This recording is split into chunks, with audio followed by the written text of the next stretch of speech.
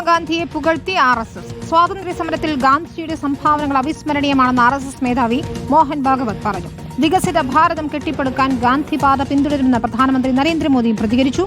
RSSന്റെ ഗാന്ധി സ്തുതിയെ പരിഹസിച്ച് കോൺഗ്രസ് രംഗത്ത്. आज 2 अक्टूबर है, इसलिए स्वर्गीय महात्मा गांधी जी की भी जयंती है. अपने स्वातंत्र्य की लड़ाई में उनका योगदान तो अविस्मरणीय है. നാഗ്പൂരിൽ RSSന്റെ വിജയദശമി റാലിയിലായിരുന്നു മോഹൻ ഭാഗവതിന്റെ ഗാന്ധി സ്തുതി.